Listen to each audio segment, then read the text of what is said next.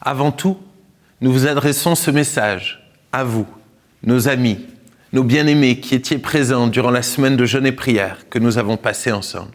À vous qui passez par le deuil, à vous qui êtes malades, à vous qui êtes des proches de personnes luttant contre la maladie, à vous qui nous écoutez actuellement et qui êtes dans l'incompréhension, à vous tous, concernés par ce virus qui touche notre pays. Un texte de la Bible nous a particulièrement parlé.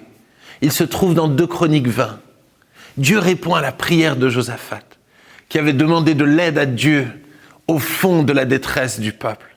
Et Dieu lui dit, « Ne craignez rien, n'ayez pas peur. L'issue de cette épreuve ne dépend pas de vous.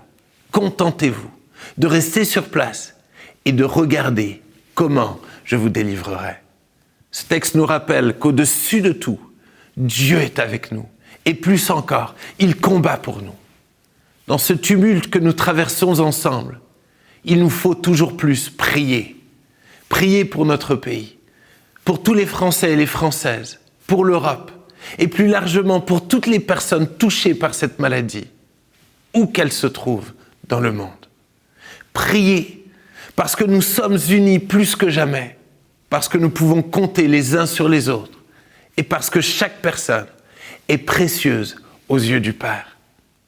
Nous pensons aux familles qui traversent le deuil. Nous pensons aux familles éprouvées, touchées de plein fouet et qui se battent contre la maladie. Nous pensons au personnel de santé, médecins, infirmiers, infirmières, aides-soignants, aux SAMU, aux auxiliaires de vie à domicile, qui ont le souci permanent de venir au secours du plus faible. Nous pensons à nos autorités qui doivent anticiper et s'adapter d'une manière permanente à la situation. En premier lieu, à Monsieur le Président de la République, au ministre de la Santé, aux représentants de l'État dans chaque département, aux maires de chaque ville et village, aux agences régionales de santé, à tous ceux qui sont engagés à leur côté, qui doivent réagir avec maîtrise et rapidité. Nous pensons aux pasteurs et aux représentants de communautés religieuses, et plus particulièrement au Conseil national des évangéliques de France, engagés dans la prière et dans l'accompagnement des églises.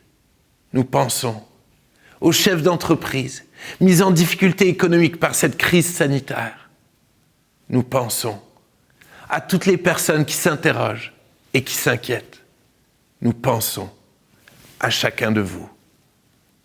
Nous vous invitons à prier pour tous ces sujets le dimanche 15 mars à midi et à persévérer dans la prière à chaque jour.